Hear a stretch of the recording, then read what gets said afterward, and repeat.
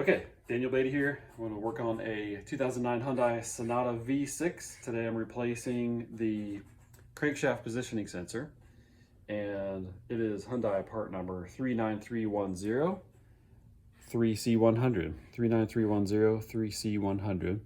This little guy right here, I paid 35 bucks on Amazon. For the OEM part, you can buy them off of eBay for 20 bucks or less, but it's pretty simple, pretty tiny.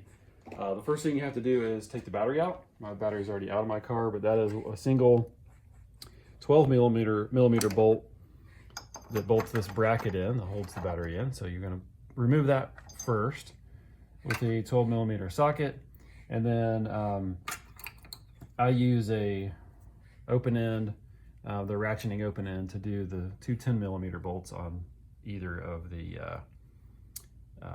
terminals here. So take those two terminal pieces off and then remove the battery. It's sitting over here on the right side of my car over here on the floor.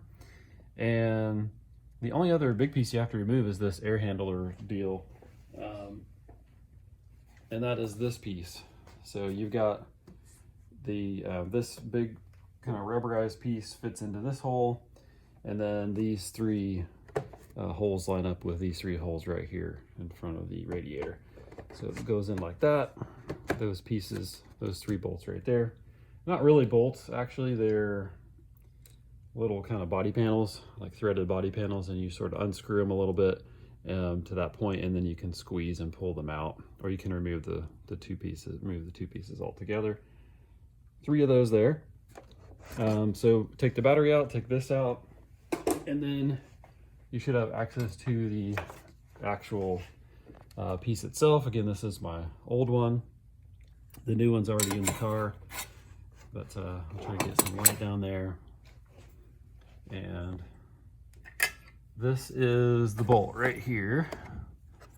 That's the bolt, that little piece right there. It's kind of right underneath your radiator hose here, just straight through. You'll see it. It's a 10 mil.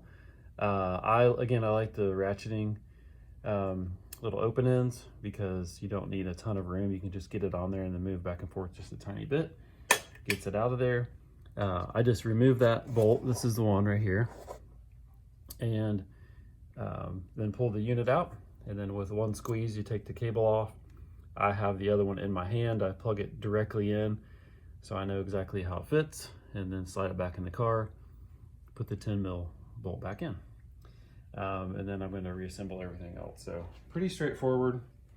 My symptom was my RPMs were dropping to zero. When you first started the car, within the first few minutes, sometimes the RPMs would just go boom, down to zero for a couple seconds and then back up. And everything I read online was it was this little guy. So that's what we replaced today, and hopefully that fixes the problem. Let me know if you have any questions in the comments.